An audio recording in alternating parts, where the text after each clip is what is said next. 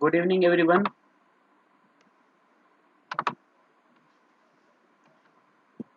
कल जो हमने पढ़ा था कल, यस गुड इवनिंग। कल के टॉपिक को आगे बढ़ाते हुए आपका यूनिट 10, ठीक है, यूनिट 10 के हम लास्ट पोर्शन में पहुंच चुके हैं। इंडेक्सिंग लैंग्वेजेस में हमने इंडेक्सिंग लैंग्वेजेस कौन कौन सी होती है उसके बारे में पढ़ा। कितने तरह की इंडेक्सिंग लैंग्वेजेस होती है, ठीक है, उसके स्ट्रक्चर्स कैसे होते हैं, उसका वोकेबलरी कंट्रोल उसमें कैसे होता है, उसको हम कैसे कर सकते हैं वोकेबलरी कंट्रोल को, ठीक है। टाइप ऑफ इंडेक्सिंग लैंग्वेज हमने पढ़ा, ठीक है, उसके अंदर हमने थीसरस, सब्जेक्ट हेडिंग, क्लासिफिकेशन स्कीम, ठीक है, इसके बारे में भी थोड़ा पढ़ा। आज हम subject list of subject heading के बारे में पढ़ेंगे, ठीक है। जो सब्जेक्ट हेडिंग की जो लिस्ट होती है उसमें दो लिस्ट हैं, वो सबसे ज़्यादा इंपॉर्टेंट होती है। एक है CS list of subject heading और एक है library of Congress list of subject heading. और ये दोनों आपके टॉपिक में या यूनिट में दी हुई है, तो उन दोनों को हम थोड़ा थोड़ा उसके बारे में, उसके फीचर्स पढ़ेंगे, उसमें हेडिंग्स किस तरह से होती है वो सब हम पढ़ेंगे, ठीक है। आपकी PDF में शेयर कर देता हूँ आपको।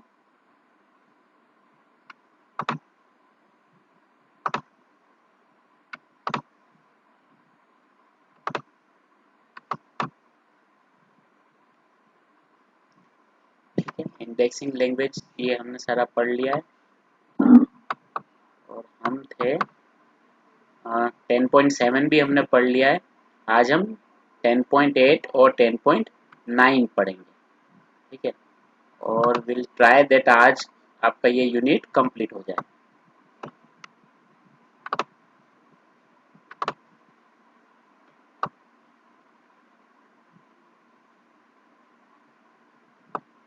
Library of Congress list of subject heading.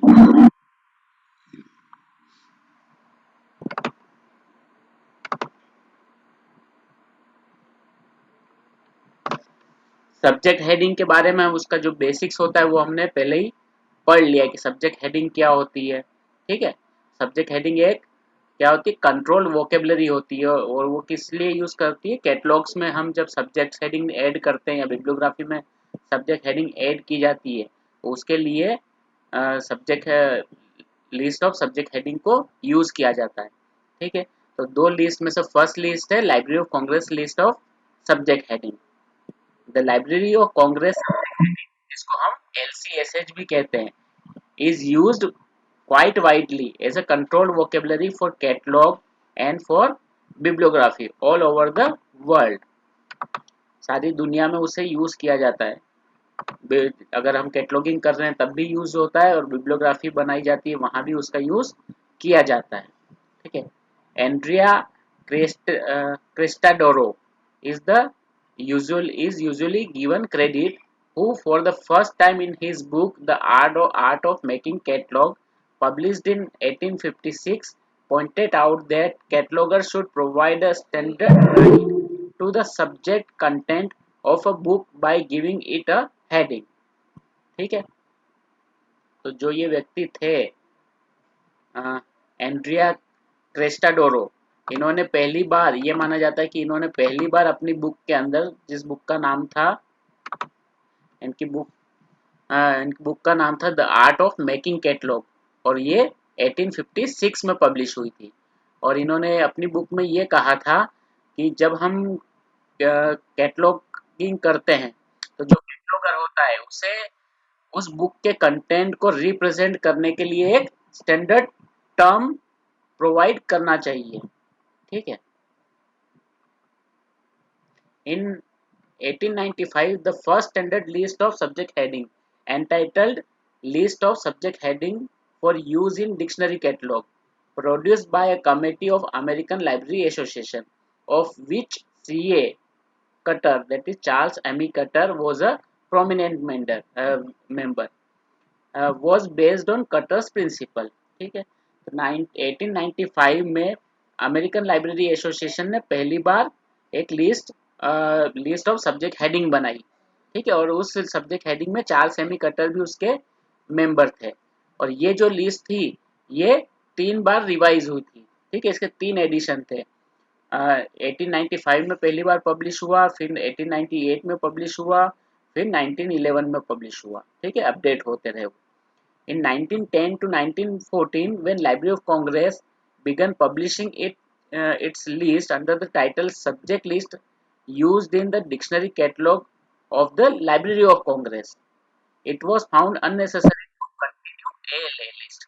ठीक है, तो जब उसके बाद 1910 के बाद क्या हुआ कि जो लाइब्रेरी ऑफ कांग्रेस थी अमेरिका में, उन्होंने भी क्या किया, अपनी list of subject heading publish करना शुरू कर दी और उसका नाम क्या था, subject heading used in dictionary catalogue of library of Congress. ठीक है, तो जब लाइब्रेरी ऑफ कांग्रेस अपनी लिस्ट पब्लिश कर रही थी तो फिर ये सोचा एएलए ने कि अगर लाइब्रेरी ऑफ कांग्रेस अपनी लिस्ट पब्लिश कर ही रही है तो जो एएलए की जो लिस्ट है उसको पब्लिश करने का या उसको उसके ऊपर वर्क करने का कोई मतलब नहीं है, क्योंकि ये डुप्लीकेशन ऑफ वर्क हो रहा था। ठीक है, LCSH was basically designed for representing the subject and forms of books and serials in the Library of Congress collection।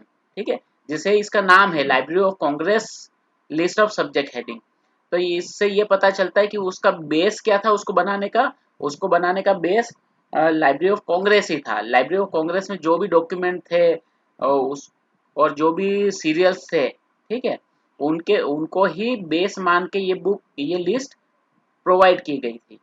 ठीक है, now it is not only considered as world wide authority for subject heading in the English language but has also been translated into several other languages. ठीक है, ये शुरू हुई थी library of Congress के लिए, लेकिन लाइब्रेरी ऑफ कांग्रेस वर्ल्ड की सबसे बड़ी लाइब्रेरी है। ठीक है, तो उनके पास डॉक्यूमेंट भी सबसे ज्यादा होंगे। सबसे ज्यादा डॉक्यूमेंट होने की वजह से उनकी जो स्टैंडर्ड लिस्ट है वो बहुत ब्रॉड हो गई। ठीक है, और ब्रॉड होने की वजह से वो पूरी दुनिया में यानी पूरे वर्ल्ड में उसे यूज किया जा रहा है। ठीक है, और ये ना केवल इंग्लिश में यूज की जा रही है बल्कि इसका बहुत सी अन्य भाषाओं में ट्रांसलेशन भी हुआ है। Later renamed library of Congress subject heading. ठीक है, उसके बाद इसका नाम जो था, पहले क्या नाम था, list of subject heading used in library of Congress in dictionary catalogue of library of Congress. ठीक है, ये पहले उसका नाम था subject heading used in the dictionary catalogue of the library of Congress, लेकिन उसके बाद में उसका नाम क्या चेंज कर दिया गया, library of Congress subject heading LCSH, जो आज हम जानते हैं उसे।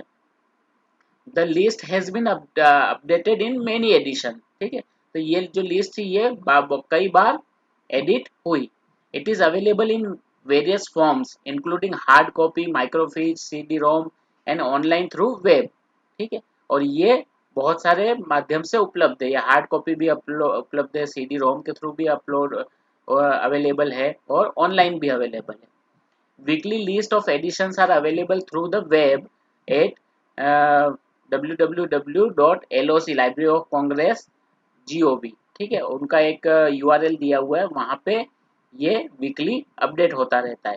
Replacing the monthly printed version, जो पहले उससे पहले ये कैसे मंथली पब्लिश होता था, उससे उन्होंने वीकली पब्लिश करना शुरू कर दिया, which was discontinued at the end of 1994 पे जो उनका मंथली वर्जन था वो डिसकंटिन्यू हो गया था। Presently it is in 13th edition, contents over 2,80,000 heading and references. ठीक है, 2007 में इसका 13th एडिशन पब्लिश हुआ था जो कि 5 वॉल्यूम्स में है और उसके अंदर 2,80,000 से ज्यादा हेडिंग्स और रेफरेंसेस हैं। सब्जेक्ट हेडिंग मैनुअल जो 2008 में पब्लिश हुआ था, is an essential supplementary tool containing the rules and guidelines used by the cataloger while applying the LCSH correctively। ठीक है, तो उसके जो रूल्स हैं, उसका जो मैनुअल है वो एक अलग से पब्लिश हुआ था 2008 में, जो कैटलॉगर्स को हेल्प करते हैं कि LCSH को कैसे वो ठीक से यूज कर पाएंगे। It is issued in loose leaf form with periodical updates. ठीक है, लूज लीफ फॉर्म में भी ये इशू की जाती है, यानी इसके जो मैनुअल्स हैं, उसके पेजेस हैं, उसको लूज लीफ फॉर्म में अवेलेबल कराया जाता है। Subject heading manual replace the subject cataloguing manual, subject heading 5th edition 4th volume. ठीक है, तो जो सब्जेक्ट हेडिंग मैनुअल था उसने किसे रिप्लेस कर दिया, उसने सब्जेक्ट कैटलॉगिंग मैनुअल को रिप्लेस कर दिया। ठीक है, जो 1996 में पब्लिश हुआ था। And all of its updates, ठीक है, उसकी जो अपडेट्स हुई थी उसको भी इसने रिप्लेस कर दिया। In the following section we will study important features of LCSH। ठीक है, तो ये library of Congress list of subject heading का थोड़ा सा बेस था कि वो कैसे शुरू हुई और कहाँ तक पहुंची। ठीक है, इसका अगर इस बुक के हिसाब से इसका प्रेजेंट एडिशन जो है वो कौन सा है, 13th एडिशन, जो 2007 में पब्लिश हुआ था। ओके, उसके बाद भी इसके एडिशन पब्लिश हो चुके होंगे डेफिनेटली। ठीक है, टाइप ऑफ सब्जेक्ट हेडिंग्स।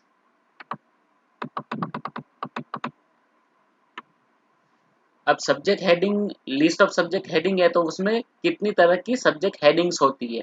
ठीक है, तो एक होती है single word heading. Single word heading मतलब जहां पे सब्जेक्ट केवल एक टर्म है, एक शब्द लिखा हुआ है, एक वर्ड लिखा हुआ है, वही सब्जेक्ट है। A single word heading usually a noun representing object, thing, person और अ कॉन्सेप्ट।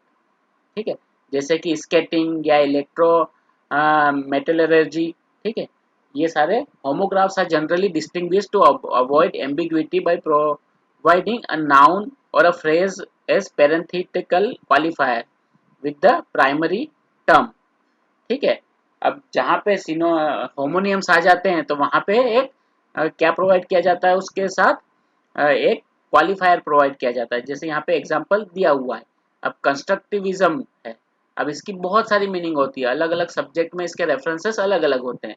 तो कंस्ट्रक्टिविज्म आर्ट में है, या कंस्ट्रक्टिविज्म एजुकेशन में है, या कंस्ट्रक्टिविज्म फिलोसॉफी में है, तो यहाँ पे एक क्वालिफायर के जरिए उसको शो किया गया है। ठीक है, use of parenthetical qualifier however has not been restricted to the disambiguation of homonyms.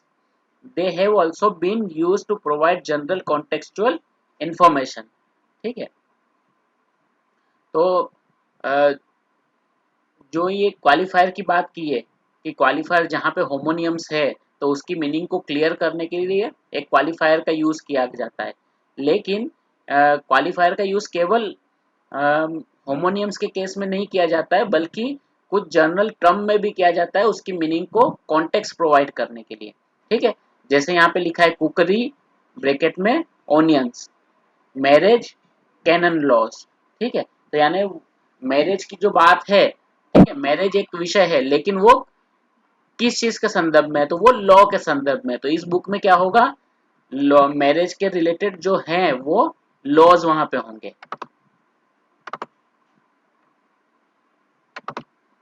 ठीक है, अब कुकरी है, कुकरी या ना खाना बनाना। अब खाना बनाना मतलब किस चीज से रिलेटेड है, तो यहाँ पे ओनियन से रिलेटेड। ओनियन जहाँ पे यूज होता है उस तरह के खाना, उस तरह की कुकिंग के बारे में ये बुक होगी। ठीक है, तो इससे हम जो क्वालिफायर्स होते हैं उससे हम क्या समझ जाते हैं, कॉन्टेक्स्ट समझ जाते हैं सब्जेक्ट का।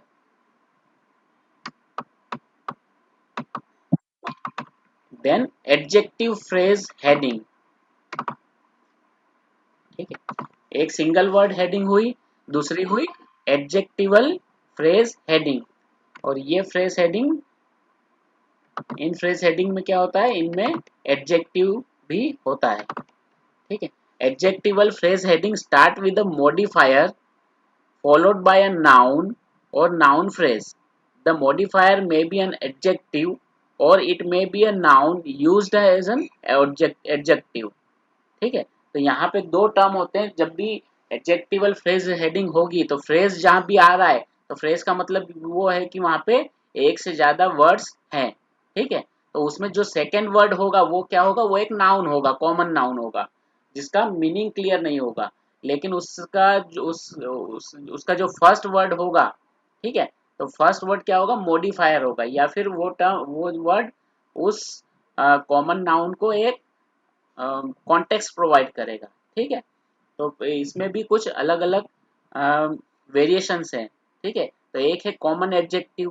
ठीक है, तो कॉमन एडजेक्टिव में जैसे आप देख रहे हैं कि फर्स्ट एग्जांपल दिया हुआ है एडमिनिस्ट्रेटिव लॉ। तो यहाँ पे कॉमन नाउन की जो बात की थी, तो कॉमन नाउन क्या हुआ, लॉ हुआ। लेकिन लॉ कौन सा, तो आगे यहाँ पे दिया हुआ है जो मॉडिफायर टर्म है वो क्या है, एडमिनिस्ट्रेटिव। ठीक है। Then second is dental records. अब रिकॉर्ड्स जो है वो कॉमन नाउन है। अब किस चीज का रिकॉर्ड, कहाँ का रिकॉर्ड, ये सब चीजें उसमें क्लियर नहीं हो रही है, तो आगे मॉडिफायर लगा दिया डेंटल। ठीक है, that means it is a dental record. ठीक है। सेकेंड एडजेक्टिव फेज हेडिंग होगी ethnic, national and geographical adjective.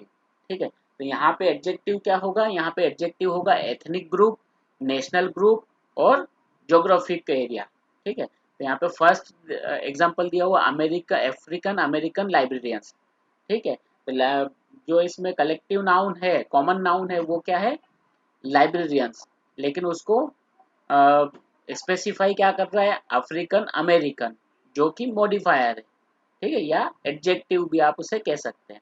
Then Spanish literature, तो लिटरेचर यहाँ पे क्या कॉमन नाउन हो गया, लेकिन स्पेनिश जो लैंग्वेज है वो उसको क्या कर रही है, स्पेसिफाई कर रही है कि लिटरेचर जो है वो स्पेनिश लैंग्वेज में है। ठीक है। Then third is participle modifier.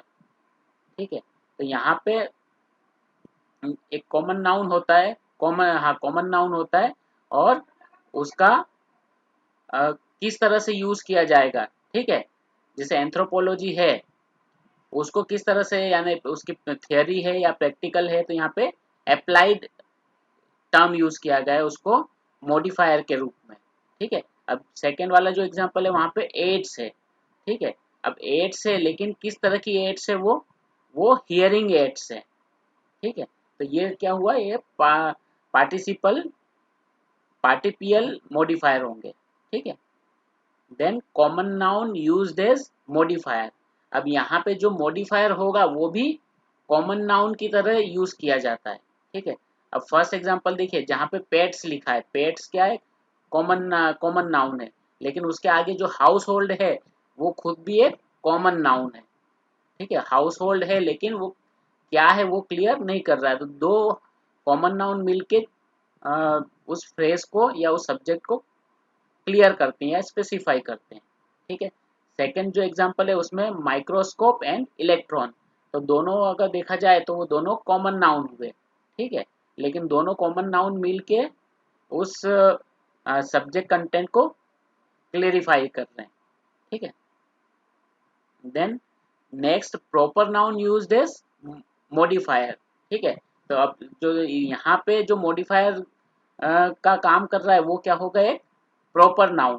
ठीक है, अब कॉमन नाउन क्या हो गया, जैसे कि फर्स्ट एग्जांपल दिया है पोलिनोमियल्स, लेकिन पोलिनोमियल्स जो है वो क्या है, कॉमन नाउन है, लेकिन जो बर्नस्टेन है, ठीक है, बर्नस्टेन, वो उसका प्रॉपर नाउन हुआ। पोलिनोमियल तो है, लेकिन कौन सा पोलिनोमियल। ठीक है, तो ये बर्नस्टेन को पोलिनोमियल है। ठीक है। Second Halley's comet. ठीक है, तो यहाँ पे कॉमेट की बात की जा रही है, लेकिन कौन सा कॉमेट है, वो हेलिस कॉमेट है, तो वो उसको क्या कर रहा है, प्रॉपर नाउन है। यहाँ पे ये जो आगे हैं मॉडिफायर्स हैं वो प्रॉपर नाउन है, और जो उसके सक्सेसर हैं वो सारे कॉमन नाउन है।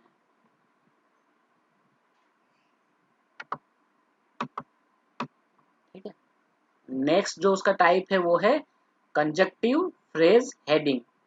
कंजक्टिव फ्रेज हेडिंग में क्या होता है, conjunctive phrase heading refers to दो subject heading which are composed of two or more nouns with or without modifier connected by and ending with etc. ठीक है, कंजक्टिव फ्रेज हेडिंग में क्या होता है, जो जिसमें मॉडिफायर या तो हो सकते हैं या तो नहीं भी हो सकते हैं, और वो वहां पे दो या दो से अधिक नाउन होते हैं जो एंड के यूज के साथ जुड़े हुए होते हैं, और उसका एंडिंग जो होता है वो क्या होता है, एक्सेट्रा से होता है। यानी जहाँ पे क्लैरिटी नहीं होती है कि और कौन कौन से, यानी एग्जॉस्टिव जब नहीं होता है लिस्ट, तो वहां पे एक्सेट्रा ऐड किया जाता है। ठीक है, heading of this type are established only when a work being cataloged discuss a relationship between two topics from both perspective in such a broad term that relationship could not be described by using a main heading with a subdivision. ठीक है, ऐसा कोई subject होता है जिसे आप एक शब्द से या एक फ्रेज से आप उसको स्पेसिफाई नहीं कर पाओगे या रिप्रेजेंट नहीं कर पाओगे, तब आप क्या करोगे, तब आप कंजक्टिव फ्रेज हेडिंग का यूज करोगे। ठीक है, जहाँ पे यह एग्जाम्पल में दिया हुआ है, जैसे कि wheat and humour, library and society, chapters, cathedral, collegiate etcetera. ठीक है, तो ये क्या हो गया, सब्जेक्ट हेडिंग्स हो गई अलग अलग।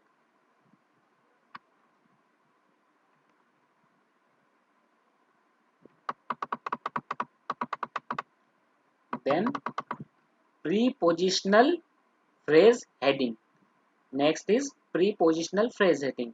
Prepositional phrase headings are used to enable the subject cataloger to express single but complex idea for which there is no one word। ठीक है, तो ऐसे आइडियाज होते हैं जिसके लिए एक कोई पर्टिकुलर टर्म नहीं होता है, तो इसे प्रीपोजिशनल फ्रेज हेडिंग के थ्रू भी शो किया जाता है। ठीक है, जैसे कि यहाँ पे दिया हुआ है फोटोग्राफी इन साइकेट्री। ठीक है, साइकेट्री में फोटोग्राफी का उपयोग। दूसरा है रेडियो आइसोटोप्स। ठीक है, इन कार्डियोलॉजी। ठीक है, तो कार्डियोलॉजी में रेडियो आइसोटोप्स का यूज, ये कौन सी हेडिंग हुई, ये प्रीपोजिशनल हेडिंग हुई।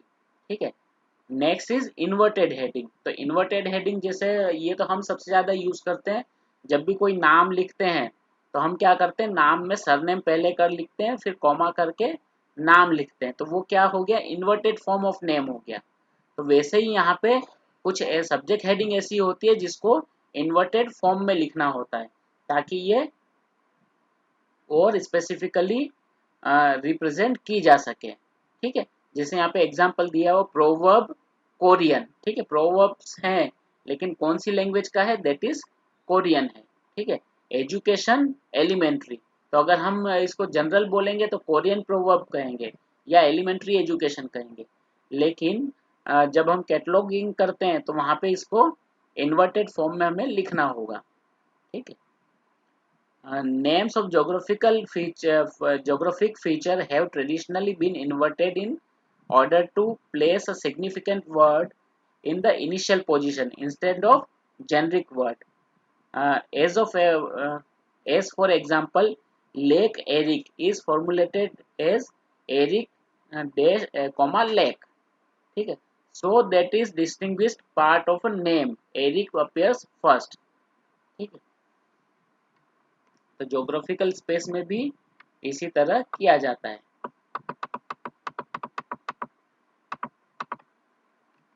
देन प्रॉपर नाउन, नेक्स्ट जो हेडिंग होती है वो प्रॉपर नाउन हेडिंग होती है, जहाँ पे कोई नाम वैसे के जैसा वो होता है वैसे ही हमें यूज करना होता है।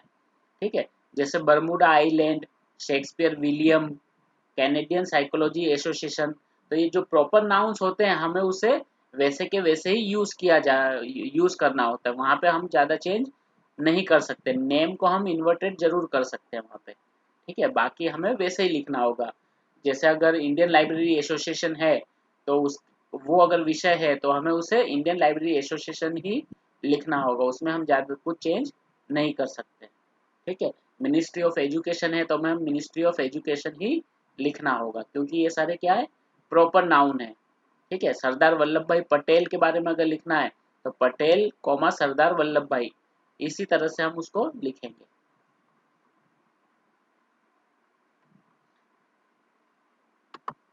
ठीक है, तो ये जो अभी तक हमने पढ़े ये क्या थे, ये टाइप्स ऑफ हेडिंग था।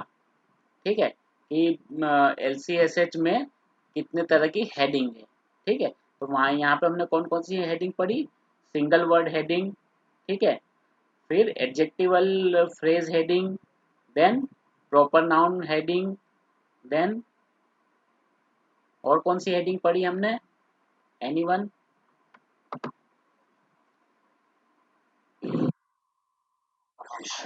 Preposition, yes, preposition subject heading, और conjunctive, yes, conjunctive subject heading. ठीक है, तो ये सारी सब्जेक्ट हेडिंग हमने पढ़ी। ठीक है, एग्जाम में जब आप जाते हो ना तो आपको ये सारे नेम ऑफ हेडिंग्स याद रखना बहुत ज़रूरी होगा, ठीक है, क्योंकि अगर आप नेम ऑफ हेडिंग ही भूल गए तो आप उसके अंदर फिर कुछ लिख नहीं पाओगे। लेकिन अगर आपको वो टॉपिक्स याद रहे और मेन पॉइंट्स याद रहे तो आप उसके अंदर आराम से लिख लोगे, ठीक है ना। अब जैसे कंजक्टिव सब्जेक्ट हेडिंग आपको याद रहा तो आप कंजक्टिव सब्जेक्ट हेडिंग के बारे में लिख पाओगे, ठीक है, लेकिन कंजक्टिव सब्जेक्ट हेडिंग टर्म ही याद नहीं रहा तो आप उसके अंदर में चाहे आपको याद हो लेकिन आपको फिर वो याद नहीं आएगा, ठीक है। तो ये सारी सब्जेक्ट हेडिंग्स थी। कितनी कितनी थी ये? अच्छा, नंबर यहाँ पे नहीं दिया हो, फिर से एक बार रिवाइज करते हैं। प्रॉपर नेम हेडिंग, रुकिए यहाँ यहीं से करते हैं। Single word heading, adjectival phrase heading, conjunctive phrase heading, prepositional subject phrase heading, inverted heading, proper name heading, ठीक है। तो ये सारी सब्जेक्ट हेडिंग थी। अब इसमें सब डिविजन्स कितनी तरह के हो सकते हैं, ठीक है। सब डिविजन्स क्या होते हैं? किसी भी सब्जेक्ट का सब सब्जेक्ट, ठीक है, या उसके साथ और कौन सा सब्जेक्ट उसके साथ या कौन सा और कॉन्सेप्ट उसके साथ कनेक्ट हो रहा है, ठीक है। LCHS require extensive use of subject head subdivisions as a means of combining a number of different concepts into a single subject heading, ठीक है। तो एक अगर सिंगल सब्जेक्ट हेडिंग है और उसमें अलग अलग तरह के कॉन्सेप्ट्स हैं तो उसको कनेक्ट करने के लिए सब डिविजन्स का यूज किया जाता है। Subject subdivisions are words or phrases that can follow a subject heading and are listed below the subject heading and indicated by a dash, ठीक है। तो उसको दूसरे कॉन्सेप्ट से जब कनेक्ट किया जाता है तो उसमें डैश का उपयोग किया जाता है। These words or phrases are used to make a subject more specific, ठीक है। तो सब डिवीजन किस लिए यूज होता है? सब्जेक्ट को और ज्यादा स्पेसिफिक बनाने के लिए यूज होता है। Complex topics are represented by subject heading followed by subdivision, ठीक है। कुछ ऐसे कॉम्प्लेक्स सब टॉपिक्स होते हैं जिसको अगर हमें रिप्रेजेंट करना हो तो हमें क्या यूज करना होगा? हमें सब डिविजन्स यूज करने होंगे। Some subdivisions are printed in LCSH, but greater number of subdivisions may be assigned according to the rule specified in subject heading manual, ठीक है। कुछ सब डिविजन LCSH में itself दिए हुए हैं, लेकिन अगर उससे भी ज़्यादा हमें सब डिविजन्स यूज करने हैं तो हमें उसके मैनुअल को पढ़ना पड़ेगा और उसके अंदर हमें और ज़्यादा सब डिविजन्स मिलेंगे। Library of Congress has published a separate alphabetical list of various subheadings that can be used after any listed subject heading unless otherwise specified, ठीक है। तो लाइब्रेरी ऑफ कांग्रेस ने क्या किया? एक अलग से लिस्ट पब्लिश किए सब हेडिंग्स के, सब डिविजन्स की, ठीक है, जिसे हम सब्जेक्ट हेडिंग के साथ यूज कर सकते हैं। सब divisions fall into several broadly defined category. सब डिविजन्स जो होते हैं वो ब्रॉड कैटेगरी में डिफाइन किए जाते हैं, ठीक है। तो जो सब डिविजन्स हैं वो कौन से हैं? कल इसके बारे में हमने थोड़ी डिस्कशन की थी। एक है टॉपिकल टर्म, ठीक है, topical and chronological subdivisions specific to particular heading, form subdivisions, geographic subdivision, free floating subdivisions and subdivisions under pattern heading, ठीक है। तो ये सारे क्या है? ये अलग अलग सब डिविजन है जिसका यूज हम कर सकते हैं। Valid subdivisions are marked in bold letter. Primary subdivisions preceded by a single dash. secondary subdivisions, that is subdivision of subdivision, are preceded with a double dash. Each category is described below, ठीक है। तो जो primary sub division होता है उसमें single dash होता है और उस सब डिविजन का भी अगर कोई सब डिविजन आ रहा है तो वहां पे फिर हम डबल डैश का यूज करेंगे,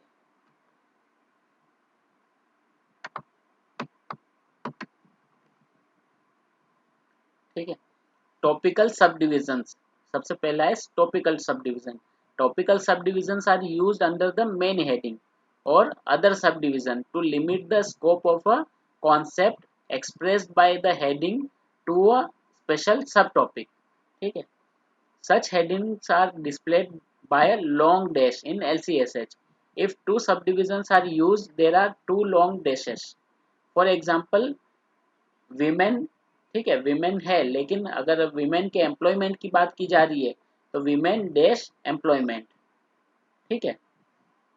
देन सेकेंड यहाँ पे एग्जांपल दिया ऑटोमोबाइल्स, ऑटोमोबाइल्स में मोटर्स, मोटर्स के बाद भी उसमें किस चीज़ की बात कर रहे हैं, मोटर के अंदर कार्बोनेटर, ठीक है, कार्बोरेटर्स की, ठीक है।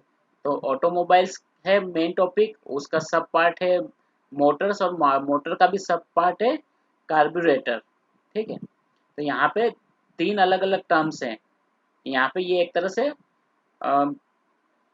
होल एंड पार्ट वाला आ गया, ठीक है। मोटर एक होल हुआ और कार्बोरेटर उसका पार्ट हुआ। तो इसमें के इनको ज्वाइन करने के लिए हम हमेशा एक डैश का यूज करेंगे।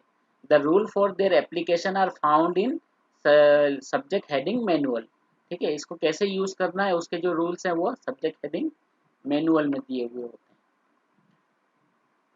सेकंड है chronological sub division. Chronological sub division वो सब डिवीजन होते हैं जो किसी भी सब्जेक्ट के साथ समय को जोड़ते हैं, ठीक है। कोई अगर सब्जेक्ट है जो किसी पर्टिकुलर टाइम फ्रेम में होता है, ठीक है, वो किसी पर्टिकुलर समय में लिमिटेड है वो विषय, तो फिर आप उसके साथ क्या ऐड करोगे, आप उसके साथ उस समय को भी ऐड करोगे, ठीक है। और समय जनरली लिटरेचर में यूज होता है और हिस्ट्री में यूज होता है सबसे ज़्यादा, ठीक है। तो जैसे यहाँ पे philosophy, French philosophy of 18th century, तो फिलोसफी कॉमा फ्रेंच, फिर देश के साथ लिखा हुआ 18th सेंचुरी, ठीक है। अब आ, अगर एक एग्जांपल है हिस्ट्री ऑफ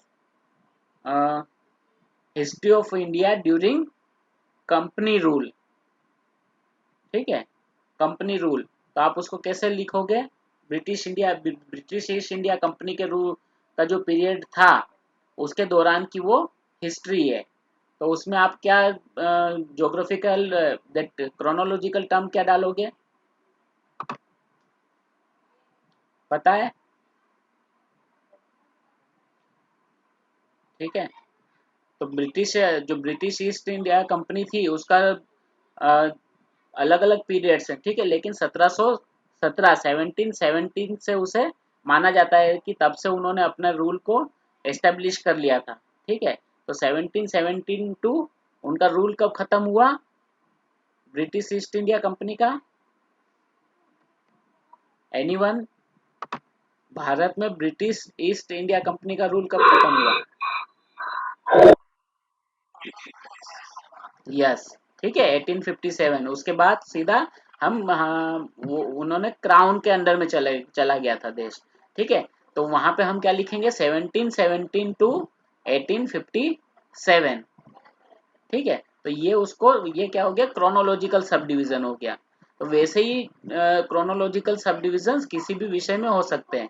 जब हम डीडीसी करेंगे तो वहां पे लिटरेचर में स्पेसिफिकली इस तरह की पूरी टेबल्स बनी हुई है, ठीक है, कि मॉडर्न पीरियड की अगर मॉडर्न पीरियड का लिटरेचर है तो क्या होगा उसके लिए, मेडिवल पीरियड का है तो क्या होगा, ठीक है। तो ये अलग अलग पीरियड्स के बारे में वहाँ पे हमें टेबल्स के बारे में जानकारी मिलेगी, ठीक है। तो वो सारे जो क्रोनोलॉजिकल टर्म्स है या क्रोनोलॉजिकल पीरियड है उसको हम क्रोनोलॉजिकल सब डिवीजन में शो कर सकते हैं, ठीक है। The date subdivision displayed under union state economic condition, United States history and United States political and governments, politics and governments. अब इकोनॉमिक कंडीशन है वो कौन से समय की है, तो यहाँ पे आप एक क्रोनोलॉजिकल टर्म का यूज कर सकते हैं। यूनाइटेड स्टेट्स की हिस्ट्री है लेकिन वो हिस्ट्री कब की है, तो वहाँ पे भी आप क्रोनोलॉजिकल टर्म का यूज कर सकते हो।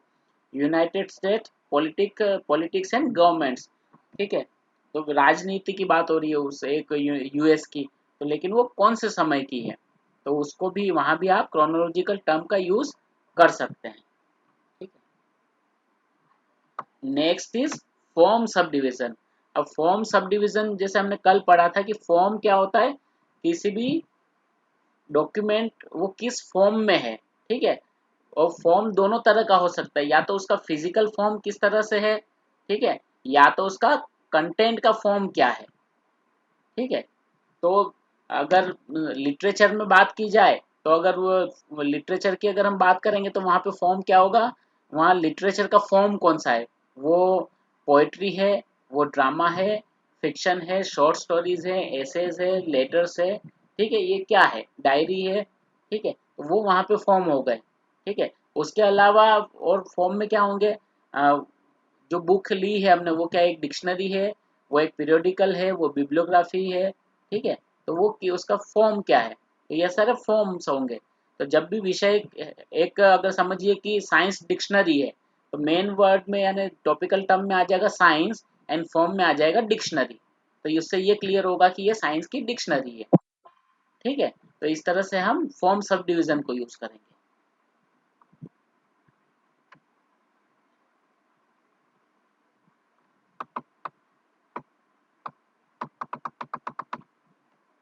Then geographic subdivision, geographic subdivision मतलब कोई भी पर्टिकुलर देश या जगह, ठीक है। अब कुछ विषय ऐसे होते हैं जो लिमिटेड होते हैं किसी पर्टिकुलर कंट्रीज से, ठीक है, जैसे हिस्ट्री ऑफ इंडिया या हिस्ट्री ऑफ अमेरिका, ठीक है, तो हमने यूनाइटेड स्टेट्स लिखा, हिस्ट्री लिखा, ठीक है, लेकिन अ, हाँ हिस्ट्री लिखा हमने, लेकिन वो कहाँ की हिस्ट्री होगी, तो उसके लिए हमें क्या करना होगा, ज्योग्राफिकल टर्म यूज करना होगा, तो वो ज्योग्राफिकल टर्म हम कहाँ यूज करेंगे, ज्योग्राफिक सब डिविजन्स में, ठीक है। तो यहाँ पे कुछ एग्जांपल दिए हुए हैं, जैसे लेबर सप्लाई यहाँ पे दिया हुआ है, तो लेबर सप्लाई कहाँ की, तो वो फ्रांस की, ठीक है। कंस्ट्रक्शन इंडस्ट्री कहाँ की बात की जा रही है, इटाली की बात की जा रही है, ठीक है। हिस्ट्री की बात की जा रही है, लेकिन कहाँ की हिस्ट्री, मैसाचुसेट्स की, या इंडिया की, या श्रीलंका की, या इंग्लैंड की, या ब्राजील की, कोई भी देश, ठीक है। तो वो सारे देश जो जगह आती है वो क्या हो जाएगी, ज्योग्राफिकल सब डिविजन्स होंगे। और ज्योग्राफिकल सब डिविजन्स ये नहीं है कि केवल देश के नाम, लेकिन कुछ और ऐसे भी नाम होंगे जो ज्योग्राफिकल एरियाज को रिप्रेजेंट करते हैं, लेकिन वो हो सकता है देश के नाम ना हो, जैसे अरेबियन सी आ गया तो वो भी ज्योग्राफिकल सब डिवीजन हो गया, ठीक है।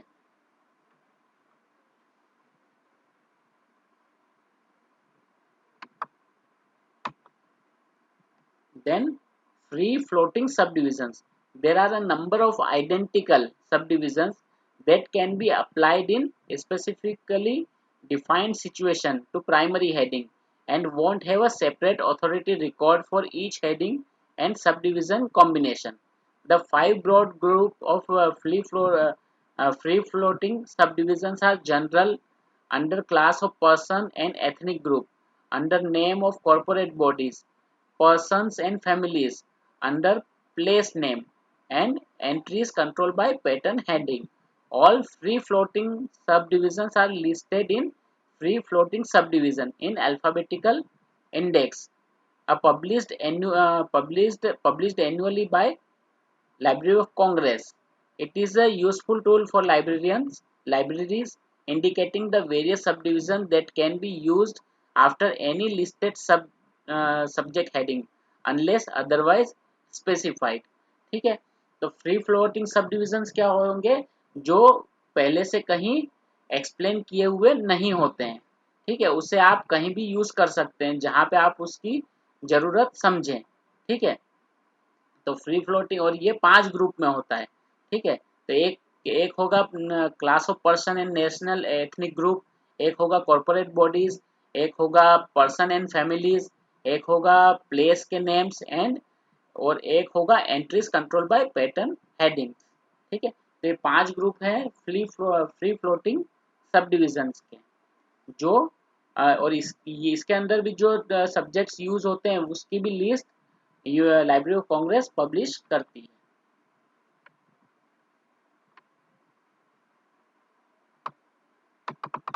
देन सब divisions controlled by pattern heading, certain form or topical subdivisions are common in a particular field or applicable to heading in a particular category. Instead of authorizing them heading by heading within the category, they are listed as chosen heading in the category. This chosen heading then serves as a pattern heading. ठीक है, तो कुछ जो topical सब divisions होते हैं किसी भी सब्जेक्ट फील्ड में, वो बहुत वहाँ पे क्या होते हैं, बहुत कॉमन होते हैं। ठीक है, तो उनकी ऑथोरिटी फाइल बनाने की जगह क्या करते हैं, उन्हें एक ब्रॉड कैटेगरी में रख देते हैं। ठीक है, और ये कैटेगरीज कैसी होती है, पैटर्न्स बनाए जाते हैं, इस कैटेगरी को कहा जाता है पैटर्न हेडिंग। ठीक है, this chosen category then serves as a pattern category of subdivisions of heading in that category. The applicable subdivisions are displayed under the table of pattern heading in LCSH.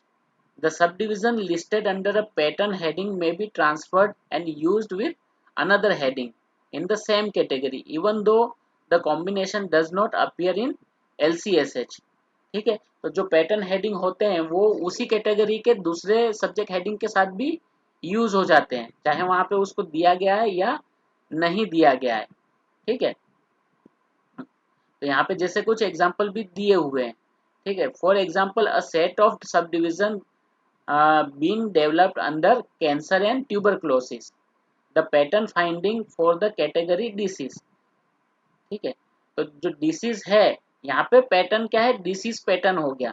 और अ, उसके अंदर में जो सब divisions हैं वो बहुत सारे होंगे। कैंसर के अंदर भी बहुत सारे सब डिविजन्स हैं और ट्यूबरकुलोसिस के अंदर भी बहुत सारे सब डिविजन्स हैं।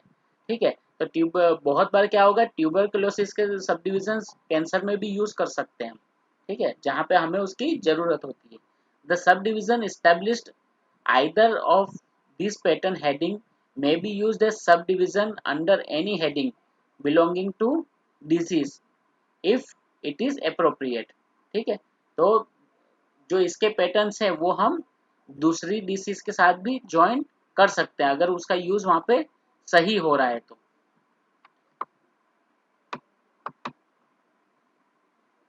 यानी ये एक तरह से फैसेटेड स्कीम की तरह वर्क करता है। ठीक है, कुछ फैसेट्स है जिसको हम एक जगह से दूसरी जगह भी यूज कर सकते हैं।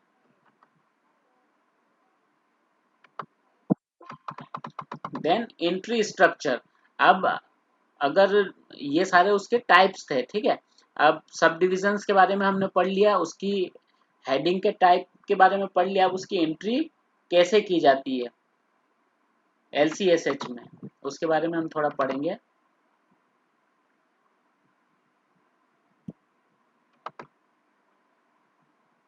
All preferred primary subject terms and subjects with subdivision are listed in boldface type, while those in the entry vocabulary only, that is reference interfile with the main heading, appears in normal typeface. Each entry in the LCSH is accompanied by all or some of the following। ठीक है, तो जितनी भी entries LCSH में होती है वो क्या बोल्ड फेस में होगी, यानी बोल्ड में लिखी हुई होगी, और और उसकी जो रेफरेंस होगी, ठीक है, वो नॉर्मल में होगी। ठीक है, तो इसमें दो तरह की चीजें होती है, एक हेडिंग होता है और क्लास नंबर होता है। क्लास नंबर के साथ स्कोप नोट भी वहां पे होगा। ठीक है, तो subject heading displayed in LCSH consist of single word और multiple word heading as discussed under section 10.8.1। ठीक है, हमने पहले इसके बारे में बात की थी कि वो सिंगल वर्डेड हेडिंग भी हो सकती है और मल्टीपल वर्ड हेडिंग भी हो सकती है। तो वहां पे सबसे पहले उसकी हेडिंग होगी, हेडिंग के साथ वहां पे क्या दिया जाएगा, उसका LC का क्लास नंबर होगा वहां पे। ठीक है, library of Congress classification number are included in LCSH for many primary subject term and some subject subdivision. जो मेन सब्जेक्ट्स है उनके साथ मैक्सिमम उनके साथ दिया हुआ ही होगा क्लास नंबर, और कुछ सब डिविजन्स के साथ भी क्लास नंबर दिया हुआ होता है। Class number are added only when there is a class correspondence between subject heading and provision of the LC classification schedule। ठीक है, तो क्लास नंबर तभी दिया जाएगा जब दोनों के अंदर एक कॉरेस्पॉन्डेंस दिखाई देगा। ठीक है, जैसे कंप्यूटर सॉफ्टवेयर यहाँ पे दिया हुआ है। ठीक है, कंप्यूटर सॉफ्टवेयर सब्जेक्ट दिया हुआ है और उसके बाद उसका नीचे जो है वो क्या दिया हुआ है, उसका क्लासिफिकेशन नंबर भी दिया हुआ है, ठीक है। उसके बाद स्कोप नोट दिया हुआ होता है, ठीक है। LCSH में जो है वो एक स्कोप नोट आपको मिलेगा वहां पे देखने को। और स्कोप नोट क्या बताता है हमें, this is a note under the subject heading that explains and clarifies what is mean and what is not meant in the definition of the term, and it is used as a subject heading. It specifies the range of application for a heading or draw distinction between related term. Scope note में follow separate paragraphs, ठीक है। तो scope note में क्या होगा, उस term जो दिया गया है, ठीक है, जो हेडिंग है उसको और ज़्यादा क्लेरिफाई करने के लिए कुछ नोट्स दिए हुए होते हैं जहाँ पे उसका पर्सपेक्टिव बताया गया होता है, ठीक है, कहाँ उसे यूज़ करना है, कहाँ उसे यूज़ नहीं करना है, ठीक है। ये सारी इन्फॉर्मेशन वहाँ पे दी हुई होती है, उसे हम क्या कहेंगे, स्कोप नोट का है कहेंगे, ठीक है। उसके अलावा वहाँ पे कुछ रेफरेंस एंट्रीज भी होती है, ठीक है। अगर हम जैसे कैटलॉगिंग की बात कर रहे हैं तो हम see and see also entry provide करते हैं, तो वैसे ही library of Congress list of subject heading भी see and see also entries और उसके अलावा भी कुछ और एंट्रीज, रेफरेंस एंट्रीज प्रोवाइड करती है, ठीक है। तो वो कुछ जो एब्रीविएशन है वो यूज कर रही है, ठीक है, जैसे यूज है, ठीक है। तो यूज का मतलब है use this heading instead of other, that is see, ठीक है। ये यूज का मतलब होता है सी एंट्री, ठीक है। यूएफ दिया हुआ है तो यूज्ड फॉर, ठीक है, do not use this heading, ठीक है। तो यूज्ड फॉर मतलब ये किस चीज के लिए यूज हो रहा है। Then BT, broader topic, broader topic, जो जब भी ब्रॉडर टॉपिक आएगा वो क्या होगा, स्पेसिफिक, जो स्पेसिफिसिटी होती है वो कम होती जाती है। और एंटी, एंटी यानी नैरोअर टॉपिक या नैरोअर टर्म, ठीक है। तो जब टर्म्स नैरो होते जाते हैं तो वो क्या करते जाते हैं, वो मोर स्पेसिफिक होते जाते हैं, ठीक है। देन आरटी, आरटी मतलब रिलेटेड टॉपिक। एंड एसे, एसे मतलब सी ऑल्सो, सी ऑल्सो मतलब किसी एक टॉपिक के लिए और भी जो टर्म अवेलेबल होते हैं वो होते हैं, ठीक है, दैट इज एडिशनल टर्म,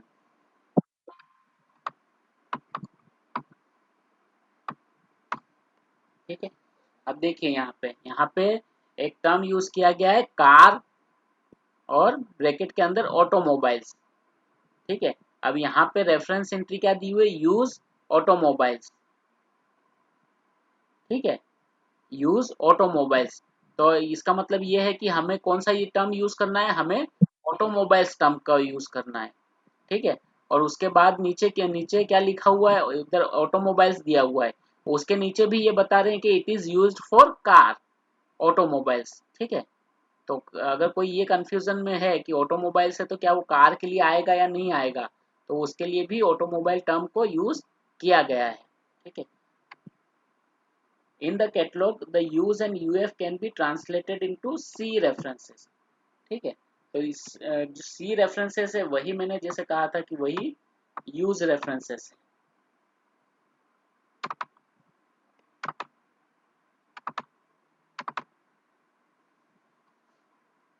ठीक है। अब यहाँ पे hierarchical BT and anti hierarchical relationship show करने के लिए भी यूज किया जाता है।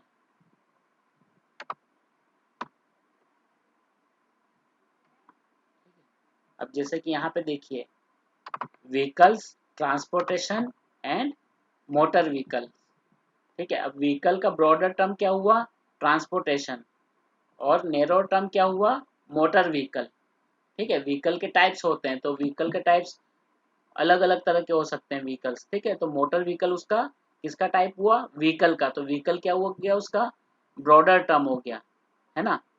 तो यहाँ पे देखिए मोटर व्हीकल, तो यहाँ पे ब्रॉडर टर्म क्या दिखाई दे रहा है, व्हीकल, ठीक है। और ट्रांसपोर्टेशन इसका ब्रॉडर टर्म है, व्हीकल का ब्रॉडर टर्म कौन सा हो गया, ट्रांसपोर्टेशन।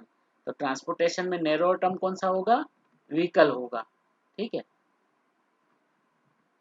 देन यहाँ पे एक और एग्जांपल दिया हुआ है, the BT and NT can be translated into see also form and see also references, ठीक है। तो बीटी और एनटी को आप सी आल्सो रेफरेंसेस के तौर पे भी यूज कर सकते हैं, ठीक है।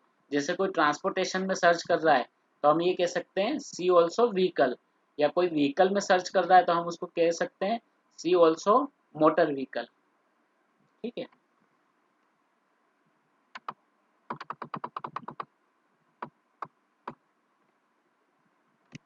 देन एसोसिएटिव रिलेशनशिप मतलब जहां पे टर्म्स एक दूसरे से एसोसिएट कर रहे हैं। ठीक है। और यहाँ पे हम कौन सा कोड यूज करेंगे, यहाँ पे हम यूज करेंगे RT, that is related term. ठीक है। तो ऑर्निथोलॉजी क्या हुआ, स्टडी ऑफ बर्ड्स। ठीक है। तो उसका रिलेटेड टर्म्स कौन सा हो गया, बर्ड्स हो गया। और जब बर्ड्स के नाम से कोई सर्च करेगा तो वहां पे रिलेटेड टर्म क्या मिलेगा, ऑर्निथोलॉजी। ठीक है।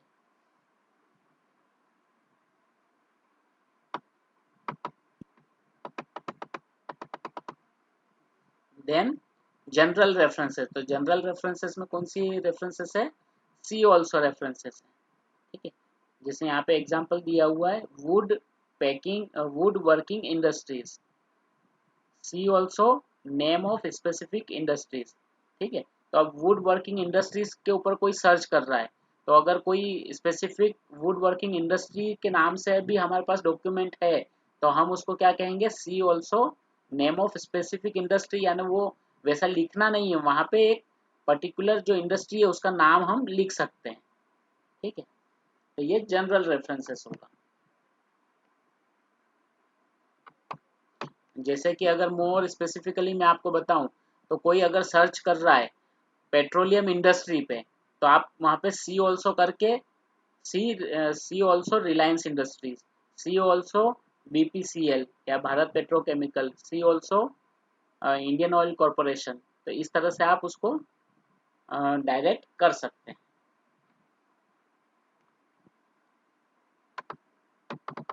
ठीक है। Then filing. ठीक है। अब उसका फाइलिंग आता है कि अब उसे फाइल किस तरह से किया जाता है LCSH में। तो LCSH क्या है, LCSH is basic arrangement of subject heading is alphabetical. ठीक है। तो उसे किस तरह से अरेंज किया गया, उसमें अल्फाबेटिकल अरेंज किया गया, word by word, number given in digits both Arabic and Roman, precede alphabetical characters in order of increasing numeric values. Initial separated by punctuation file as a separate word. Abbreviation, acronyms and initial without interior punctuation file as a single whole word. ठीक है। तो ये उसके पूरे filing के यहाँ पे rule दिए हुए हैं कि पूरी जो LCSH की फाइलिंग है वो किस तरह से की हुई है, पूरी अल्फाबेटिकल है, जिस तरह से डिक्शनरी को फाइल किया जाता है उसी तरह से उसे फाइल किया गया है। ठीक है। उसके साथ साथ जो उसमें नंबर्स हैं वो डिजिट में लिखा गया है। ठीक है। और नंबर अल्फाबेट से पहले आते हैं, और उसका भी ऑर्डर क्या है, इंक्रीजिंग नंबरिक वैल्यू, तो वो जीरो से शुरू होगा और जहां तक वो आगे बढ़ रहा है वैसे वो आगे बढ़ता रहेगा। ठीक है। Then initial separation by punctuation file is separate word. ठीक है। अगर कोई वर्ड है जो एक पंक्चुएशन मार्क से अलग हो रहा है, जैसे डैश से अलग हो रहा है, तो उसे क्या कहा जाएगा, उसे एक अलग वर्ड की तरह काउंट किया जाएगा। जैसे यहाँ पे 4H लिखा हुआ है, तो ये 4H एक वर्ड पूरा हो गया, लेकिन यहाँ पे केवल 4 को अलग काउंट किया गया और H को अलग वर्ड की तरह काउंट किया गया। तो 4 35 से इसलिए पहले आ गया है।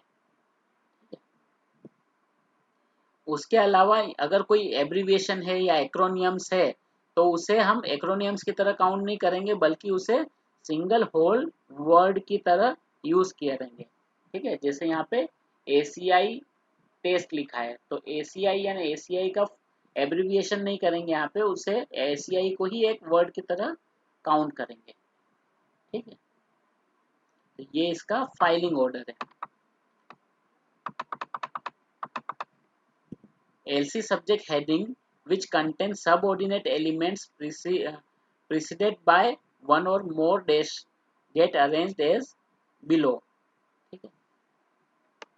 तो यहाँ पे कुछ और एग्जांपल दिए हुए हैं जहाँ पे सबऑर्डिनेट एलिमेंट्स हैं।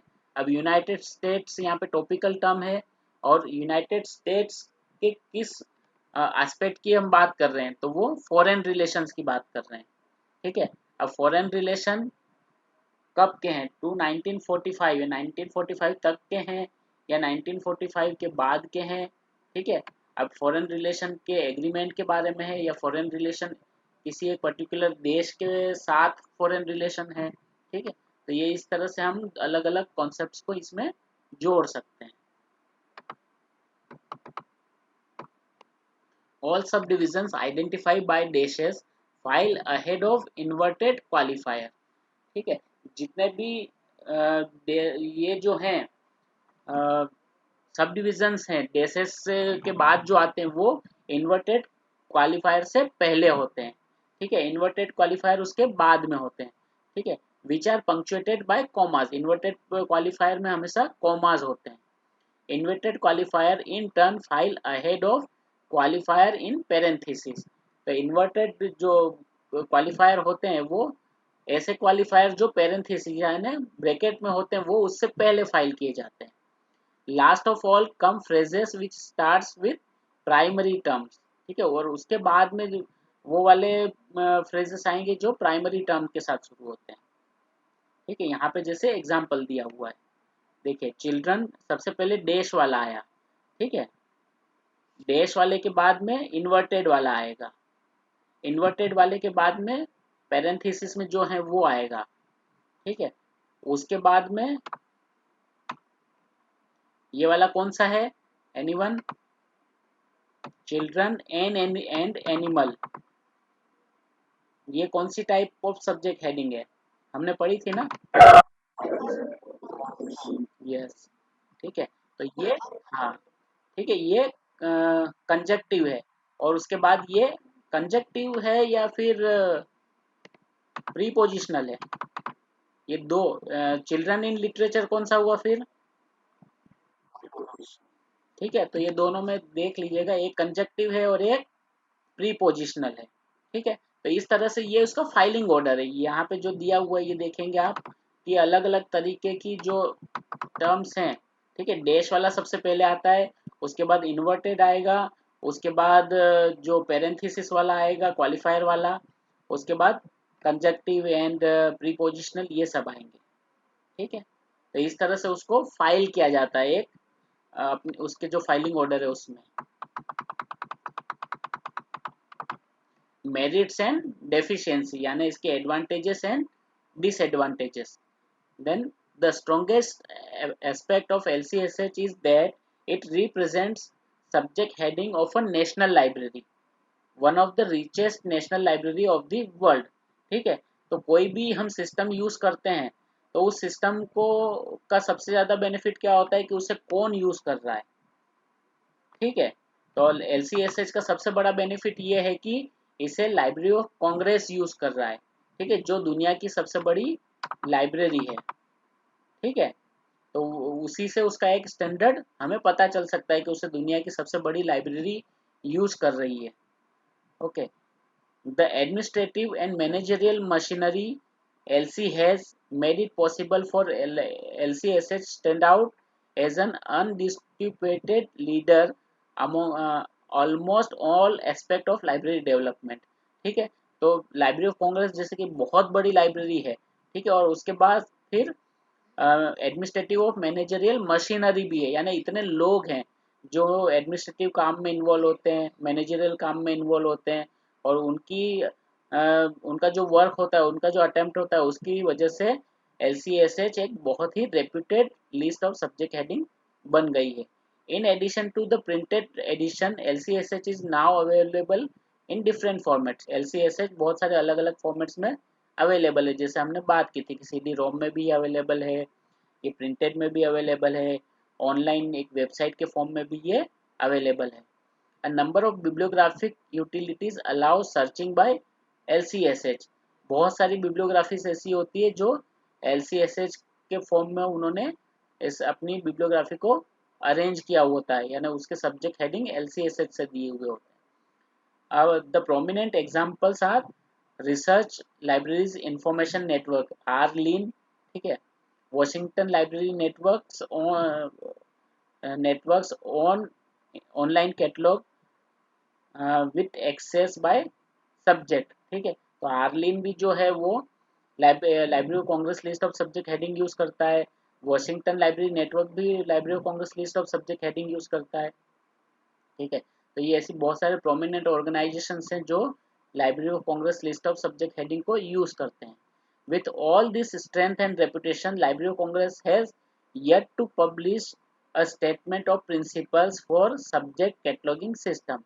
ठीक है, उसके ये सारे उसके बेनिफिट्स हैं, उसके बाद भी लाइब्रेरी ऑफ कांग्रेस के को अभी भी स्टेटमेंट ऑफ प्रिंसिपल जो है इन्होंने अभी तक पब्लिश नहीं किया। इसके रूल्स क्या हैं, ठीक है, कौन से सिद्धांतों पे इन्होंने ये बनाया है। ठीक है, without a proper theoretical foundation it has become mammoth tool rather becoming difficult to use. ठीक है, अब क्योंकि इसकी कोई थ्योरेटिकल फाउंडेशन नहीं है और थ्योरेटिकल फाउंडेशन ना होने की वजह से क्या हो गया, ये बहुत बड़ा हो गया है। जैसे कि हमने बात की थी कि 2007 का जो एडिशन था वो मल्टी वॉल्यूम में पब्लिश हुआ था। ठीक है, the principles that underline the system have to be inverted from practice and policy statement. ठीक है, तो इसके अंदर ये सिस्टम जैसे भी वर्क कर रहा है तो उसको एक पॉलिसी स्टेटमेंट के थ्रू सामने लाने की जरूरत है।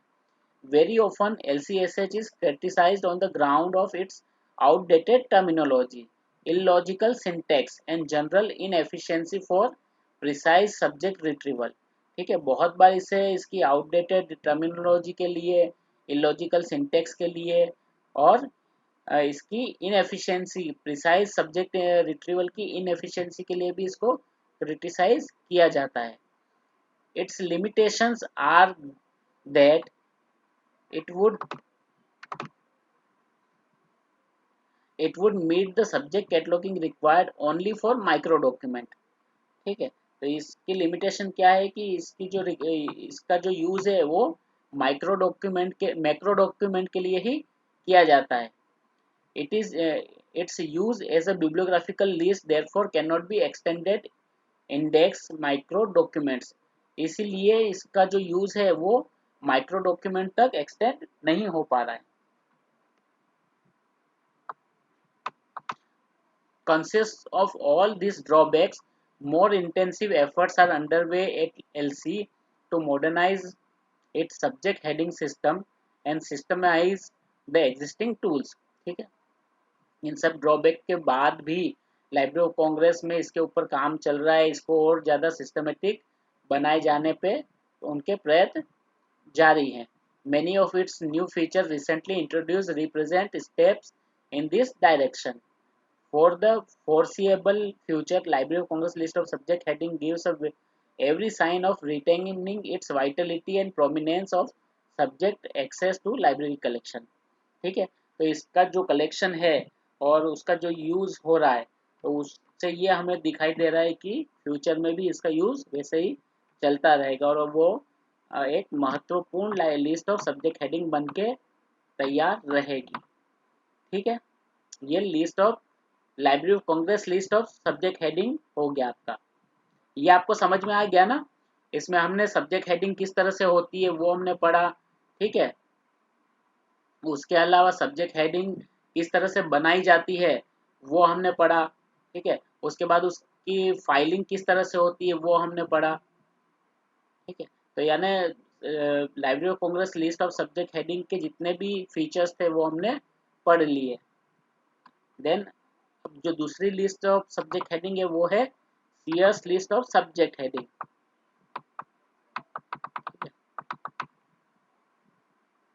CS list of subject heading जो 2007 का वॉल्यूम था, 7 का एडिशन था, वो कौन सा एडिशन है उसका 19th एडिशन है।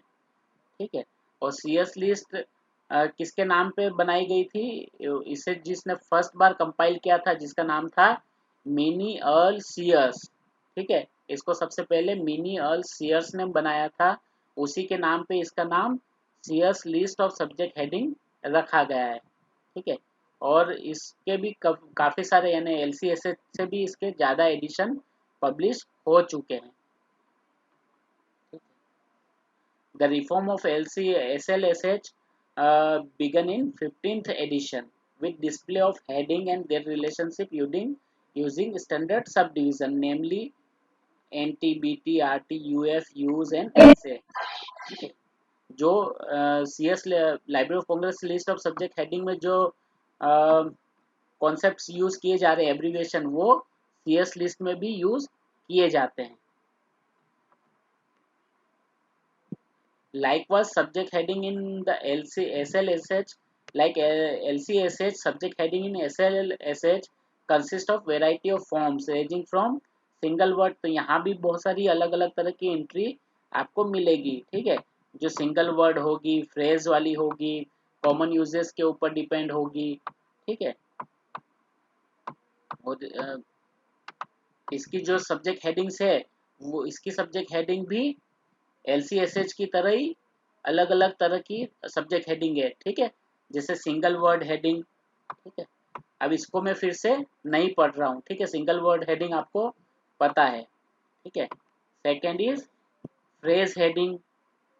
ठीक है, अब फ्रेज हेडिंग में कौन कौन सी है? Adjectival phrase heading, conjunctive phrase heading. ठीक है, कंजक्टिव फ्रेज हेडिंग में एंड यूज किया गया है, प्रीपोजिशनल में इन यूज किया गया है। ठीक है, तो ये सारी फ्रेज हेडिंग्स है। Then form heading. Form heading किस तरह कौन सी हो सकती है?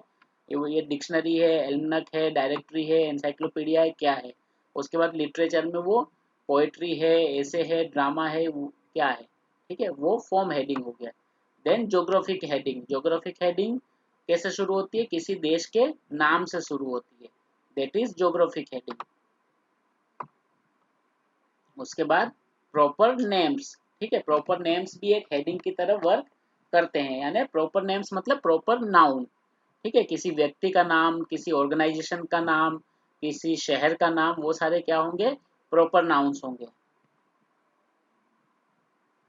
ठीक है, तो ये सारी हेडिंग्स है इसमें। उसके अलावा सब डिविजन्स।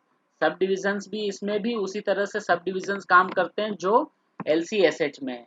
ठीक है, फॉर्म सब डिविजन यहाँ पे है, टॉपिकल सब डिविजन्स है यहाँ पे। ठीक है, क्रोनोलॉजिकल सब डिविजन्स भी यहाँ पे है। यस, यस बोलिए।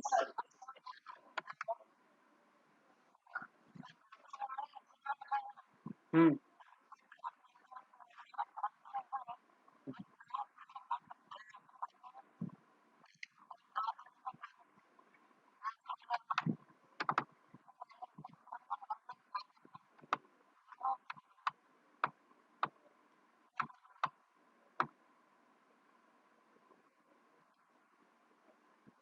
अब देखिए यहाँ पे ये प्रॉपर नेम्स जो यहाँ पे लिखा हुआ है, अब जो बिल क्लिंटन है उसका नाम कुछ और भी होगा। ठीक है, अब यहाँ पे देखिए, यहाँ पे क्या लिखा हुआ है? Personal name heading will see reference from alternate form. यानी बिल क्लिंटन का जो ओरिजिनल नाम होगा या फिर उसका और कोई नाम होगा, वो क्या होगा? Clinton William Jefferson. William Clinton Jefferson नाम भी उसका होगा। ठीक है, लेकिन उसे बिल क्लिंटन के नाम से जाना जाता है। ठीक है, तो ये, हाँ, ये इस नाम से सी रेफरेंस दिया हुआ है। ठीक है, ये स्यूडोनेम्स के लिए भी होता है, ये फिर नेम चेंज के फॉर्म में भी होता है। ठीक है,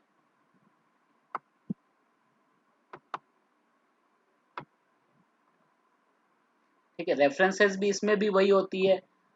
LCSLSH रेफरेंस, इसमें भी see also, see reference, see also reference, broader term, narrower term, ये सारे इसमें होंगे। सी रेफरेंस यानी जहाँ पे हम अनप्रिफर्ड टर्म से प्रीफर्ड टर्म की तरफ डायरेक्ट करते हैं यूजर को, वो सी रेफरेंसेस होगी। सी ऑल्सो रेफरेंस क्या होगी? ब्रॉडर से नैरोअर टर्म्स की ओर, या नैरोअर से ब्रॉडर टर्म्स की ओर, या रिलेटेड टर्म्स की ओर डायरेक्ट जब हम यूजर को करेंगे तो वो सी ऑल्सो रेफरेंस में आएगा। जैसे कि विंडो गार्डनिंग। ठीक है, तो सी ऑल्सो हाउस प्लांट्स, है ना। देन इंडोर गार्डनिंग, सी ऑल्सो टेरेरियम्स या विंडो गार्डनिंग। ठीक है, तो वो उसके क्या रिलेटेड टर्म्स हो गए, या फिर ब्रॉडर एंड नैरोअर टर्म्स होंगे। देन जनरल रेफरेंस में भी हम सी ऑल्सो को यूज करेंगे।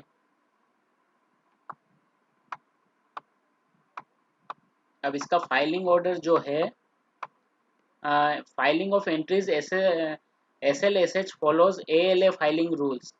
ठीक है, अमेरिकन लाइब्रेरी एसोसिएशन का फाइलिंग रूल्स ही ये फॉलो करता है। All headings are interfiled disregarding all punctuation. ठीक है, तो यहाँ पे जितने भी पंक्चुएशन मार्क्स होते हैं उसको रिगार्ड्स या उसको ध्यान में वो नहीं लेता है। Heading with modifier given in round bracket and phrase heading appear intermingled with those with dashes and commas.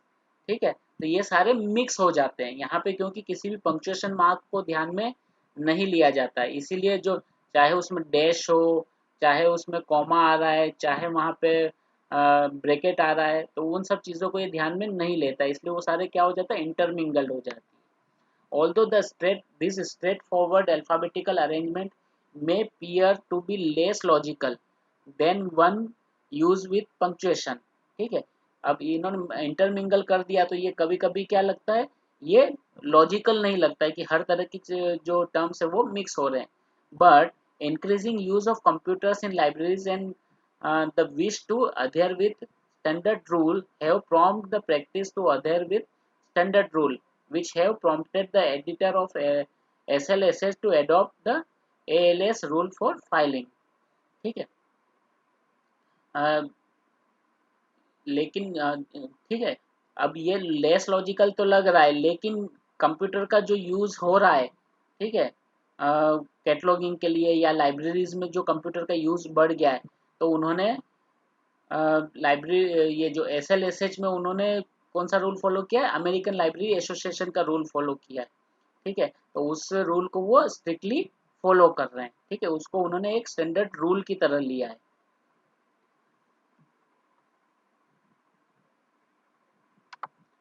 Then merits and deficiencies. तो SLSH is comparatively simpler to use than LCSH। ठीक है, LCSH से ये थोड़ा simple है। The rules and principles are fairly explicit in their directions, containing scope notes and specific instruction for their use। ठीक है, तो यहाँ पे भी स्कोप नोट होता है। ठीक है, और उसके इंस्ट्रक्शंस भी यहाँ पे दिए हुए होते हैं। It follows consistently। SLSH will provide useful reference guide for the user also to the library reference staff। ठीक है, तो ये यूजर को भी हेल्प करेगा प्लस लाइब्रेरी स्टाफ को भी ये हेल्प करता है। The major inadequacies in SLSH as well as LCSH are these subject heading lists are not backed up by theoretical foundation intrinsic to subject heading. ठीक है, तो अगर इसकी जो डिसएडवांटेज की बात की जाए या इसके ड्रॉबैक की बात की जाए तो वो वही है जो LCSH में भी है। ठीक है, कि इसके जो थ्योरेटिकल फाउंडेशन नहीं है इन दोनों सब्जेक्ट हेडिंग्स में। With the growth of knowledge throwing forth new subjects and intrinsic facet and phrase relation, these enumerated subject heading lists are not equipped to respond the new challenges in subject cataloging। ठीक है, अब जैसे जैसे subject knowledge बढ़ता जा रहा है और नए नए सब्जेक्ट्स आते जा रहे हैं, तो वहाँ पे इनको और ये जो हेडिंग्स है ये क्या है, फुल्ली एनुमरेटेड सब्जेक्ट हेडिंग है। ठीक है, तो इनके पास कोई ऐसी टेक्निक नहीं है जिससे ये अपने आप को लिमिटेड रख के ज़्यादा हेडिंग्स को इनकॉर्पोरेट कर पाए। ठीक है, तो अगर नए शब्द आ रहे हैं तो वो सीधे सीधे इनको उठा के अपने लिस्ट में ऐड करना पड़ रहा है। तो ऐड जब करते जाएंगे तो क्या होगा, ये ज़्यादा बल्कि होती जाएगी। ठीक है, तो ये जो डेफिशिएंसी है ये LCSH में भी है और SLSH में भी है। ठीक है, हो गया, दैट्स ऑल। समरीज आप पढ़ लीजिएगा। तो एक चीज़ बहुत कॉमन है कि LCSH और CS लिस्ट दोनों लगभग एक जैसी है। ठीक है, तो अगर आप एक अच्छे से पढ़ लोगे तो अगर दूसरे पे भी क्वेश्चन आ जाता है तो आप उसके बारे में भी वही सब चीज़ें लिख सकते हो। केवल आपको उसका जो बेसिक्स है यानी उसका हिस्टोरिकल पर्सपेक्टिव है उसको थोड़ा सा चेंज करना पड़ेगा। और दोनों का जो एडवांटेजेस एंड डिसएडवांटेजेस है वो भी दोनों के लगभग सेम ही है, तो इनमें आपको ज़्यादा मेहनत करने की ज़रूरत नहीं होगी। ठीक है, उसके अलावा मेरे पास CS लिस्ट भी पड़ी है तो मैं आपको वो भी दिखा देता हूँ। ठीक है, देखिए ये मेरे पास CS लिस्ट ऑफ सब्जेक्ट, ये दिख रहा है आपको CS लिस्ट? ओके, देखिए CS list of subject heading है। अब यहाँ पे देखिए, यहाँ पे ये 19th एडिशन है और इसके जो एडिटर्स हैं वो कौन है? Joseph Miller and Barbara A Bairstow, ठीक है, वो एसोसिएट एडिटर है। कब पब्लिश हुई थी? 2007 में। ये कहाँ से पब्लिश हुई थी? न्यूयॉर्क से, ठीक है। HW विल्सन कंपनी ने इसको पब्लिश किया था।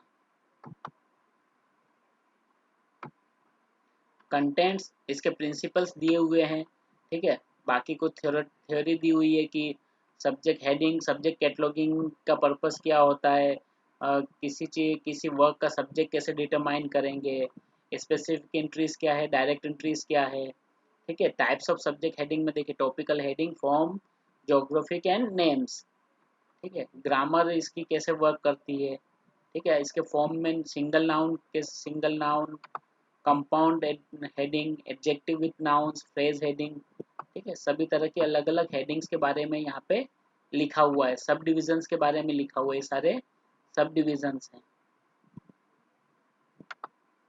तो ये सब अगर थ्योरी पढ़नी हो आपको तो आप इसको पढ़ सकते हैं, ठीक है। अब इसकी फाइलिंग पे जाते हैं हम, ठीक है। उसके बाद में यहाँ पे क्या क्या चीज़ें दी हुई है?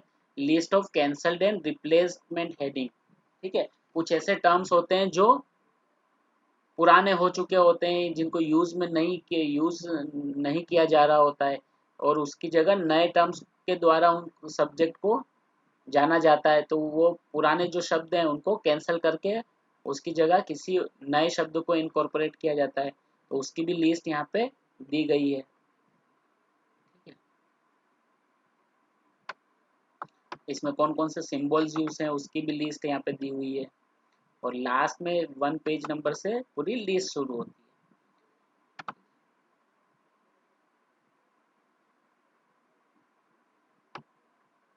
ये देखिए, स्कोप नोट है, क्लासिफिकेशन है, फॉर्म ऑफ हेडिंग है, ठीक है। और इसमें जो क्लासिफिकेशन है, इसमें क्लासिफिकेशन के लिए एक चीज इनमें डिफरेंस ये है कि इसमें क्लासिफिकेशन के लिए CS लिस्ट में DDC का यूज किया गया है, और LCSH में किसको यूज किया गया है? वहाँ पे लाइब्रेरी ऑफ कांग्रेस LCC को यूज किया गया है। वहाँ पे जो क्लासिफिकेशन नंबर दिखेंगे वो library of Congress classification scheme के होंगे, और CS लिस्ट में जो क्लासिफिकेशन नंबर दिखेंगे वो DDC के होंगे।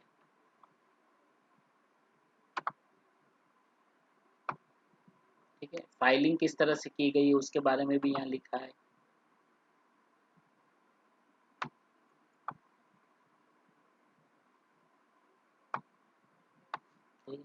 पर्पस, पूरा एक थ्योरेटिकल बैकग्राउंड जो है उसका यहाँ पे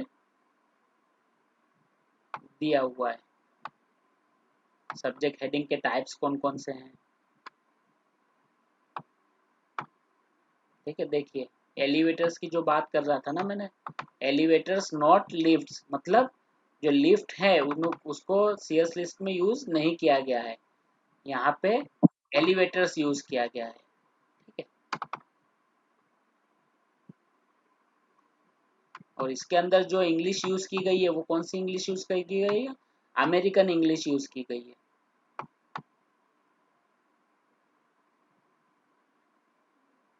ये थियरी है, थियरी जाने दीजिए, मैं आपको सीधा इसकी फाइलिंग दिखाता हूँ। देखिए, कुछ एक वो वाला था ना, पुराने टर्म्स जो हट गए हैं और नए टर्म्स आ गए हैं, वो दिखाना था। Adding new terms,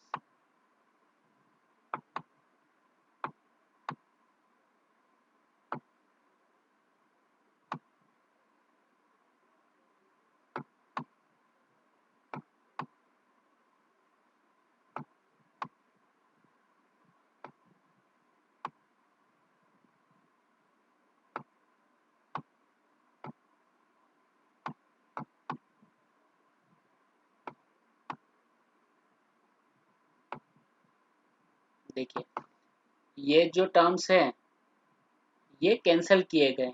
alcohol as fuel, तो उसकी जगह क्या यूज किया गया? एल्कोहल फ्यूल, ठीक है। एटलांटिस, एटलांटिस की जगह एटलांटिस लेजेंडरी प्लेस, उसको क्वालिफायर भी यूज किया गया है। बायोलॉजिकल डाइवर्सिटी वो एक नया सब्जेक्ट बन गया, उसे अब कहा जाता है बायोडाइवर्सिटी। ठीक है, बायोलॉजिकल डाइवर्सिटी कंजर्वेशन को बायोडाइवर्सिटी कंजर्वेशन। ठीक है, तो इसलिए इस तरह से जो पुराने टर्म्स है उनको हटा के अपडेटेड टर्म्स यहाँ पे दिए जाते हैं।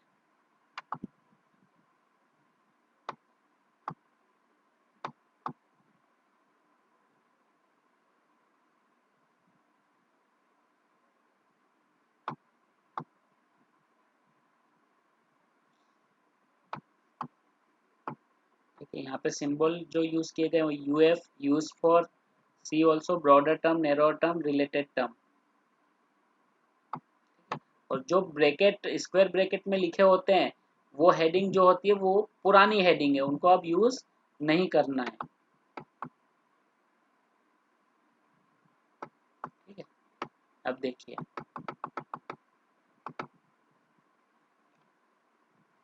3D photography. ठीक है, अब 3D फोटोग्राफी यहाँ पे क्या लिखा है, यूज 3 डायमेंशनल फोटोग्राफी। अब कोई एक्सप्लेन कर सकता है मुझे इसका मतलब क्या है? जो फर्स्ट जो टर्म दिया हुआ है फर्स्ट वाला 3D फोटोग्राफी, उसके नीचे लिखा हुआ है यूज 3 डायमेंशनल फोटोग्राफी। अब एक बुक है आपके पास, अब रुके रुके, अब आपके पास एक बुक आई है 3 डायमेंशनल फोटोग्राफी के ऊपर। ठीक है, 3D फोटोग्राफी एक बुक है, उसका नाम है 3D फोटोग्राफी। अब उसमें आपको सब्जेक्ट हेडिंग देना है और उस सब्जेक्ट हेडिंग के लिए आप CS लिस्ट यूज कर रहे हो, तो आप कौन सा सब्जेक्ट दोगे?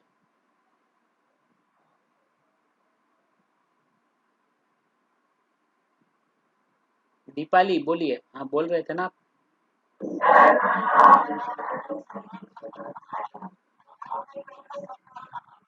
हाँ, तो अब इसमें नॉन प्रीफर कौन सा और प्रीफर कौन सा है?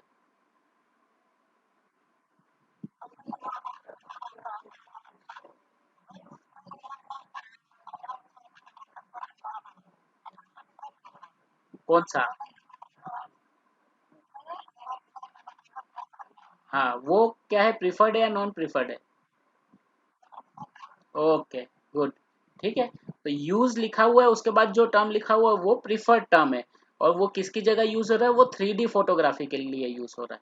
ठीक है, तो 3D फोटोग्राफी जो है वो नॉन प्रीफर्ड टर्म है।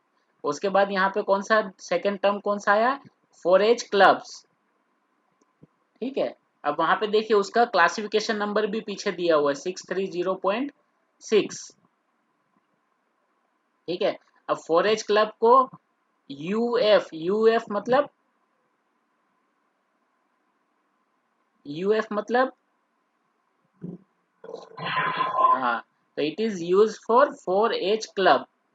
ठीक है, 4H क्लब के लिए उसको यूज किया गया है। 4H क्लब की जगह 4H क्लब्स की जगह 4H क्लब, जहाँ पे 4 को न्यूमेरिकल फॉर्म की तरह लिखा गया है। ठीक है, तो जो ब्रैकेट में है उसे हम, जो बोल्ड में उसे हम यूज करेंगे।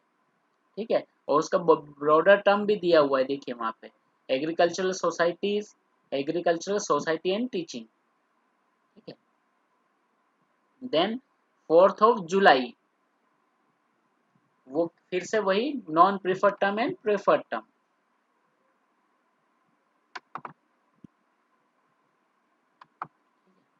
अब यहाँ पे देखिए कोई भी, अगर आपको एग्जाम्पल DDC में आपने कोई भी क्लास नंबर ढूंढा, तो फिर आप उसको कैसे ढूंढोगे, यहाँ पे अल्फाबेटिकल फॉर्म में ढूंढोगे। ठीक है, अब किसी को ढूंढना है कोई भी एक टर्म,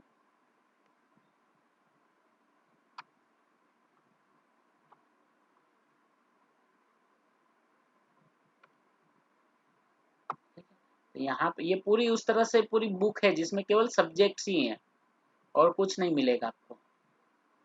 ठीक है, तो जब भी आप DDC करोगे तो वहां पे आपको कोई सब्जेक्ट ढूंढना है, तो टाइटल से आप सब्जेक्ट को यहाँ पे ढूंढोगे, और यहाँ पे जो रिलेटेड टर्म्स मिलेंगे वो टर्म्स आपको यूज करने हैं। ठीक है, अब जैसे मोटर ट्रक्स है तो उसको यहाँ पे केवल ट्रक्स के फॉर्म में यूज किया गया, मोटर हटा दिया है।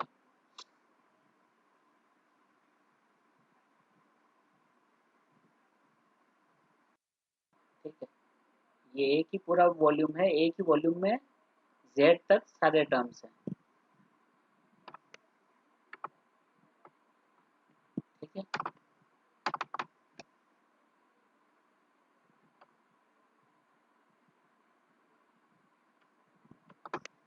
ठीक है, तो LCSH एंड CS लिस्ट ये दोनों आज हमने कवर कर लिए। अब LCSH भी दिखा दिया आपको। अब इसके अलावा अगर कोई क्वेरी है तो यू कैन आस्क मी।